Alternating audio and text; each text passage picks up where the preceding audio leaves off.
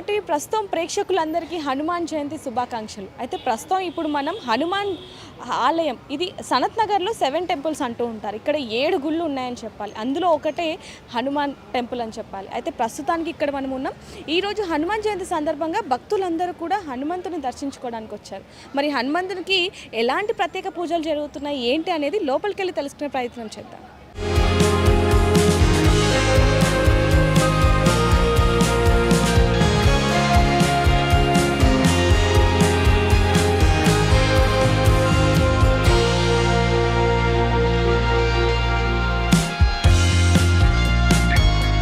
కొంతమంది భక్తులతో మాట్లాడి తెలుసుకుందాం వాళ్ళు ఎక్కడి నుంచి వచ్చారు ఏంటి అనేది. నమస్తే అండి.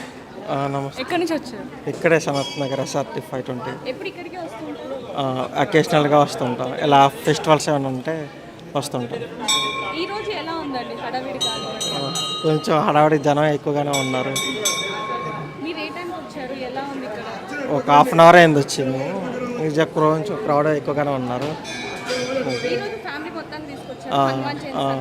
అవును. ఈ టెంపుల్ని హనుమాన్ టెంపుల్ అని అంటారండి. ఎందుకంటే చాలా పూర్వకాలం నుంచి ఇది ఉంది. ఫస్ట్ ఒక చెట్టు కింద హనుమాన్ విగ్రహం ఉండేది. చాలామంది వచ్చి పూజ చేస్తూ ఉంటారు. ఇంకా ఆ తండ్రి ఇవన్నీ కూడా తెచ్చుకున్నారు అందరి దేవుళ్ళని. ఇక్కడ ఇంత జరిగిందంటే ఆయనకి ఎంతో మహత్యం ఉందండి. ఇక్కడ కోరికలు కూడా కోరుకుంటే అన్నీ కూడా వస్తాయి. ఇప్పుడు ఈ కలియుగంలో హనుమంతుడి యొక్క ప్రశస్తి చాలా ఉంది అందరికన్నా. ఎందుకంటే కలియుగంలో అనేక ప్రాబ్లమ్స్ ఉంటాయి.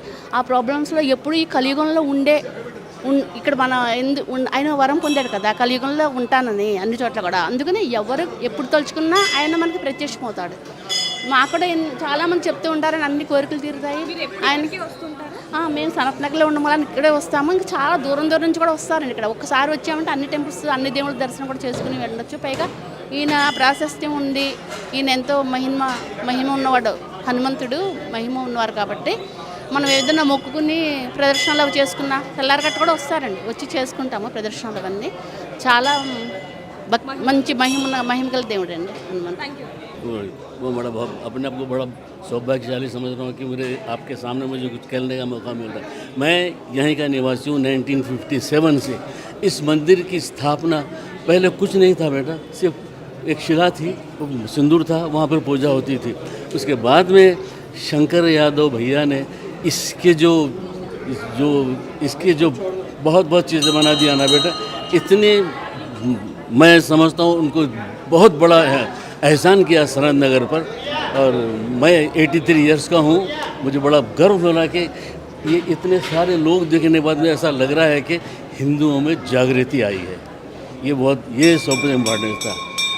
मुझे बहुत खुशी इस बात की है कि यहाँ पर आने के बाद में और आप लोगों ने मुझे मौका दिया कुछ कहने का, बहुत धन्यवाद। मैं बहुत सबका आभारी हूँ। और अब इस चैनल के माध्यम से मुझे कुछ कहने का मौका मिल रहा है, मैं आपका बहुत आभारी हूँ। देख रहे हो ना कितने जमा है। उन्होंने यहाँ पर ये मंदिर के जो है एक और एक बात, ये मंदिर जब आते हैं ना तो ऐसा मालूम होता है कि हम अष्टधाम कर लिए हैं। हमें ऐसा लगता है कि हम यहाँ पर पूरा अष्टधाम हो गए। मैं हैदराबाद का हूँ, मैं सनत नगर का निवासी हूँ, 83 इयर्स का हूँ और कुछ चाहिए। सो रियली आपका बहुत धन्यवाद बेटा। बस बेटी है, बहुत मेहनत करो, नाम कमाओ। The only 2 things leads to your life: honesty.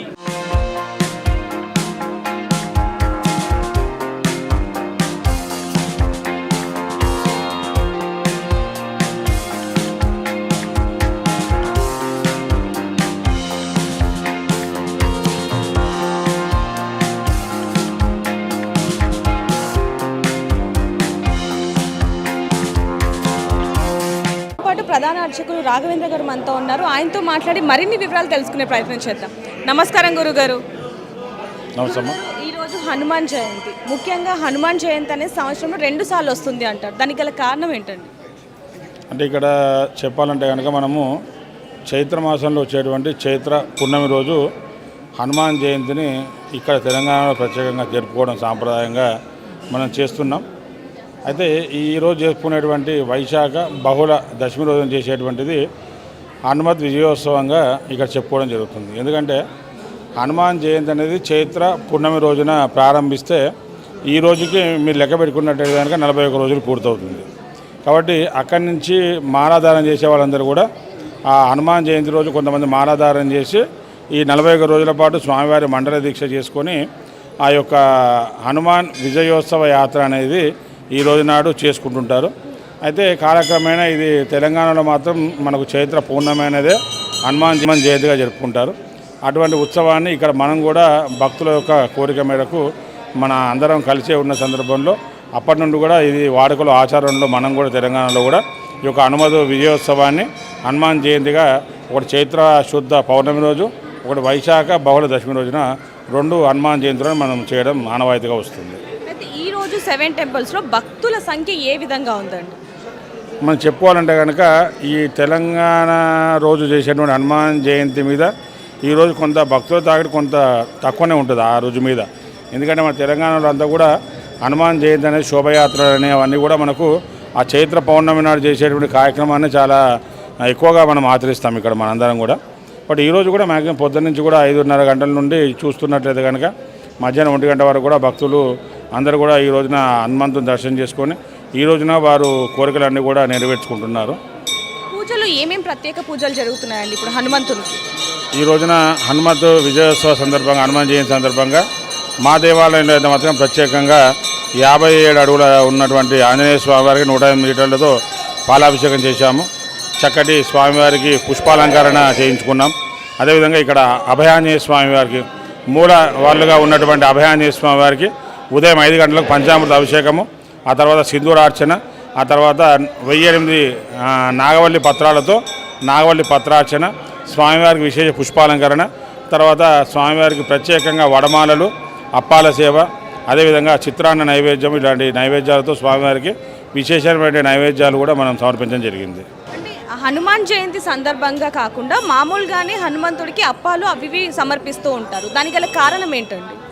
ముఖ్యంగా అంటే ఈ వడలు అప్పాలు అనేవి, ఈ వడలు అనేది ఏంటంటే మన మినపప్పుతో చేసేటువంటి ఒక పదార్థం అది. కాబట్టి ఆ మినుములు అనేవి స్వామివారికి ఆ మినప వడలతో సమర్పించేటువంటి నైవేద్యం ఏది ఉందో దానివల్ల గ్రహ దోషాలన్నీ తొలగి వారికి చక్కటి ఆయురారోగ్యాలు కలుగుతాయనేది ఆంజనేయ స్వామి వారికి ఆ వడమాల సమర్పించినట్లయితే వాళ్ళ ఆరోగ్య సమస్యలన్నీ కూడా కుదుటపడతాయని మనకు శాస్త్రం చెప్తున్న విషయం. ధన్యవాదాలు గురు.